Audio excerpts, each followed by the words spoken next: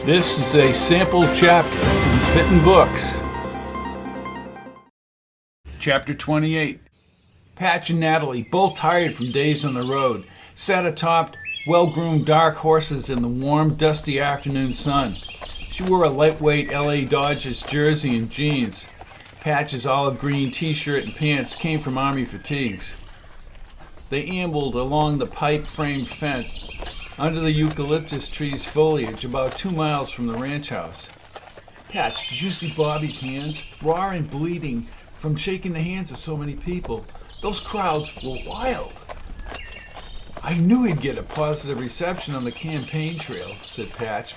But this is a movement, Natalie. And it's not about President Kennedy, said Natalie.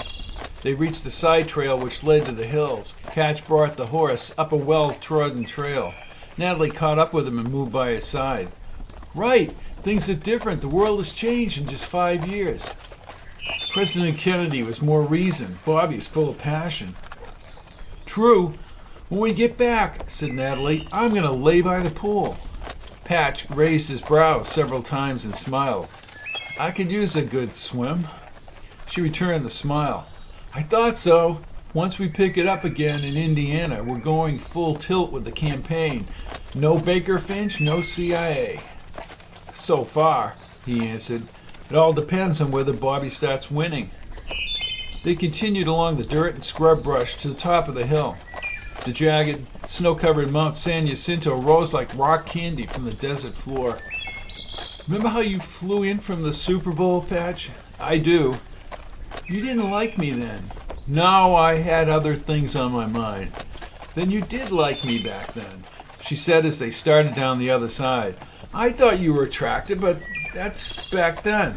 But that's it, back then. Out of the corner of his eye, something moved on the trail. He recognized the kid he had seen on this very trail over a year ago. Rocco! The kid rode his horse closer. His flaccid face seemed distant as he squinted. Why you call me Rocco? He asked in an angry tone. We met here on the trail last year. Hey, I don't know you, said Rocco. Then he turned and retreated down the trail. What's the matter with him? Asked Natalie. That kid was happy-go-lucky a year ago, said Patch. Maybe he's just having a bad day. No, that's not it. His eyes were glassy, Natalie. He didn't remember me. Very strange. He held her hand back to Mendicia's study and they sat on the couch. They were silent only for a minute as LBJ, his face waxy on the color TV, stated his version of reality. Good evening, my fellow Americans. Tonight I want to speak to you of peace in Vietnam and Southeast Asia. If he wants a reduction in the level of violence, then get out. Bring all the boys home and let all those volunteers from South Vietnam fight the war. So absorbed. Patch brought her an orange mandarin spiced tea and held up a Coke. He's making it seem as if Vietnam just changed everything in the world. Help the nations of Southeast Asia? With our hopes and the world's hopes for peace and the balance every day, I do not believe that I should devote an hour or a day of my time to any personal partisan causes or to any duties other than the awesome duties of this office, the presidency of your country. Accordingly, I shall not seek and I will not accept the nomination of my party for another term as your president. What? Shouted Patch as he rocketed out of the chair. But did you hear that, Natalie? Natalie was also on her feet as Johnson finished the speech. That a strong Are you kidding me? Are you kidding me? Did he really say that? America asked Patch, glancing at the TV set. Stands ready tonight. You're damn right he said it. With Johnson gone, peace. Bobby will get the nomination, and Patch. Stands ready tonight to defend an honored cause, whatever the price, whatever the burden, whatever the sacrifice that duty may require. Thank you for listening. Good night and God bless all of you. He set down his Coke and held her in a dancing position, and they began waltzing around the room with Walter Cronkite in the background. "Why would he just give up the presidency?" she asked as he swung her around. "You heard him. The partisan divisions are interfering with him doing his job," said Patch as they danced onto the patio. "Well, I don't believe that. Presidents have partisan bickering forever. No, there's something more." "What do you mean?" asked Patch, pulling her closer as he two-stepped his way across the tiles. "Powers to be, the ones that removed President Kennedy. They wouldn't want Bobby as president." "Asked Nixon?" asked Natalie as she stopped. "Precisely." She twisted her mouth and made a crunched-up face. "There's no evidence of that, Patch. Nixon's the one." Los Angeles International Airport, Los Angeles, California, April 3rd, 1968. Vietnam combat deaths, April 1968, 520. They both carried overnight bags through the airport, but Patch signaled for Natalie to stop in front of the airport monitor. The news report was about to replay a speech by Dr. King. Neither one of them said anything as people passed by the monitor, but Patch and Natalie just listened to King's words. "Incredible speaker," said Natalie, "but I have to wonder who's listening. Those who want to hear what he's saying." Patch, she looked around. At least there are no incidents at LAX. She half smiled, and the next week, before returning to California, they would follow the RFK campaign as it looked for traction in the polls. Patch, like the voluminous crowds filled with enthusiasm, was convinced Bobby would be the next president of the United States. So just as I say, we aren't going to let any dogs or water hoses turn us around, we aren't going to let any injunction turn us around. Well, I don't know what will happen now. We've got some difficult days ahead. But it really doesn't matter with me now, because I've been to the mountaintop. I don't mind. Like anybody, I would like to live a long life. Longevity has its place. But I'm not concerned about that now. I just want to do God's will. And He's allowed me to go up to the mountain. And I've looked over and I've seen the promised land. I may not get there with you, but I want you to know tonight that we as a people will get to the promised land.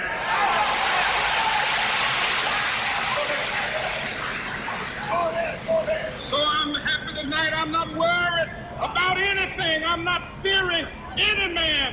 Mine eyes have seen the glory of the coming of the Lord.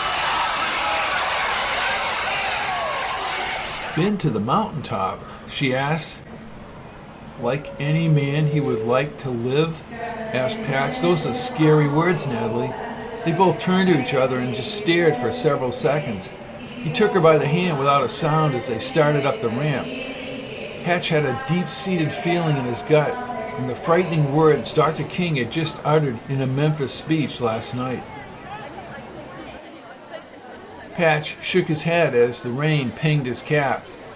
Having been in the city for a couple of hours, Patch and Natalie trekked on foot to the Kennedy rally scheduled in downtown Indianapolis.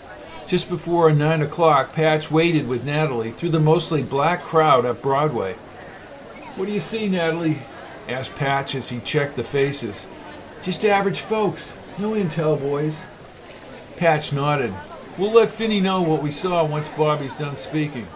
Someone from the campaign was saying that the mayor of Indianapolis, Lugar, was ranting about not being able to guarantee Bobby's safety. "Bobby's flying in from Ball State at Muncie. They warned him if he's in a black area there could be trouble. But he said he's coming over here anyways, without the police." Patch's face tightened. He worried that he doesn't have more security. Problem is, they could use a patsy. They lingered at 17th and Broadway as a spotlight traced the weighted night clouds. "We have to check the crowd, Natalie, while he's speaking." By now, the windswept black portion of Indianapolis had several thousand people gathered in two groups in the small park by 17th and Broadway. Patch surveilled the crowd again, fearing for Bobby's safety. Denali had him and Natalie at these rallies to find intel people, but Patch was uneasy about the general safety issues. Patch looked into the shadows past the two stoplight poles. There's radicals here. I've seen them before at other rallies. The College Room, the Wototo Wasimba, the Black Panthers, the Black Radical Action Project. We need to get close to the podium, said Natalie. There is no podium. I don't understand what's going on out here. Something isn't right. Patch checked his watch and he saw the campaign cars approaching in the dark. 9 p.m. He immediately saw Bobby moving through the crowd toward a flatbed truck. His aides lifted him onto the truck bed. Bobby had his back to the impromptu silver microphone set up at the edge. He turned to the crowd, his sharp profile and mass of auburn hair. What's he talking about? I don't know, answered Patch. The crowd chatter increased. For a few seconds he stalled. Do they know about Martin Luther King? We have drafted up the only list that can be handled. Could you lower those signs, please? I have some very sad news for all of you, and that is that Martin Luther King was shot and was killed tonight in Memphis. Bobby kept his composure, but his words were impacted with an intense personal emotion. Martin Luther King dedicated his life to love and to justice between fellow human beings. He died in the cause of that effort. In this difficult day, in this difficult time for the United States, it's perhaps well to ask what kind of a nation we are and what direction we want to move in. For those of you who are black, considering the evidence evidently is that there were white people who were responsible, you can be filled with bitterness and with hatred and a desire for revenge. We can move in that direction as a country, in greater polarization, black people amongst blacks and white amongst whites, filled with hatred toward one another. Or we can make an effort, as Martin Luther King did, to understand and to comprehend and replace that violence, that stain of bloodshed that is spread across our land with an effort to understand compassion and love. For those of you who are black and are tempted to be filled with hatred and mistrust of the injustice of such an act against all white people, I would only say that I can also feel in my own heart the same kind of feeling. I had a member of my family killed, but he was killed by a white man. But we have to make an effort in the United States. We have to make an effort to understand, to get beyond or go beyond these rather difficult times. My favorite poem, my favorite poet was Aeschylus.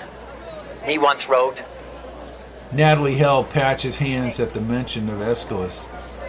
even in our sleep, pain which cannot forget falls drop by drop upon the heart, until in our own despair, against our will, comes wisdom through the awful grace of God. What we need in the United States is not division. What we need in the United States is not hatred. What we need in the United States is not violence and lawlessness, but is love and wisdom and compassion toward one another, feeling of justice toward those who still suffer within our country, whether they be white or whether they be black.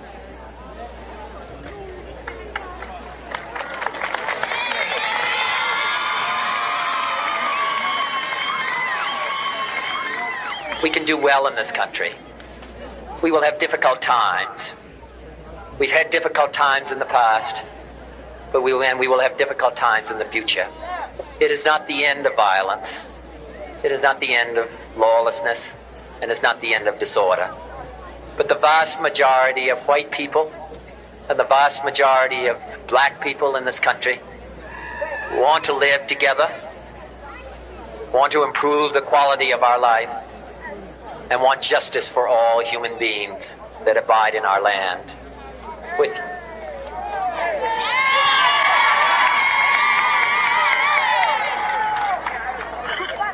And what dedicate ourselves to what the Greeks wrote so many years ago, to tame the savageness of man and make gentle the life of this world.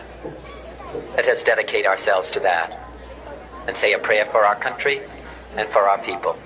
Thank you very much. The crowd rushed forward, actually cheering Bobby around Patch and Natalie. Patch wiped the tears from her eyes. Somebody cried out about Bobby being the last best hope.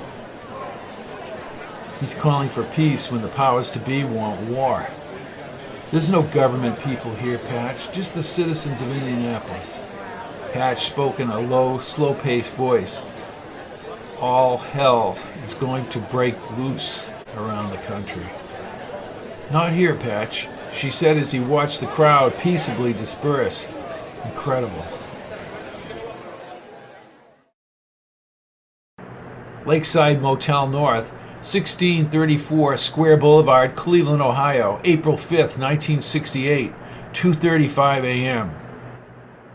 Earl Ray, motel in Memphis, said Finney on a secure line. Patch had the Cleveland motel room's phone on speaker after they arrived early the next morning.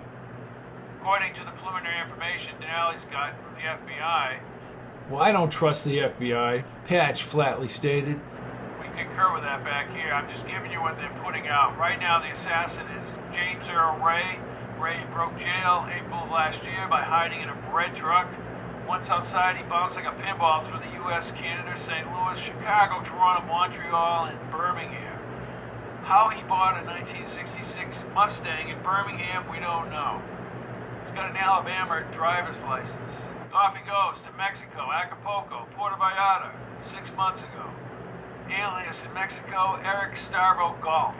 Left Mexico last November. So he goes to work in LA, worked for George Wallace at the campaign headquarters in North Hollywood. This is where it gets a little crazy. A little over a couple months ago, this guy had plastic surgery on his face. Drives from LA under the name of Raymond George Sneed to Atlanta. That was on the 18th of March. So on the 24th, he checks into a rooming house. Later, FBI agents found the map when they searched the room. The map had circles around the church and residence of Dr. King. Our intel says Ray drove alone to Memphis on April 2nd. The FBI told Denali's contacts that on April 4th, he stood in the bathroom bathtub steadying his rifle on the windowsill as he murdered King, who was standing on the second floor balcony at the Lorraine. Eyewitnesses, you know how reliable they can be, saw him running from the rooming house he had been renting across the street from the motel. Police claim they found a package. Right, said Patch. People always drop incriminating evidence when they want to commit a crime, like Oswald and the Eisenhower jacket before the Tippit shooting, even if it's planted. So there's a rifle and binoculars for what it's worth with Ray's fingerprints on it. I don't believe we're getting the truth, said Patch. Nor do I. Denali will get answers. We want you in D.C. for a meeting after Senator Kennedy speaks in Cleveland. Who do you think did this, Finney?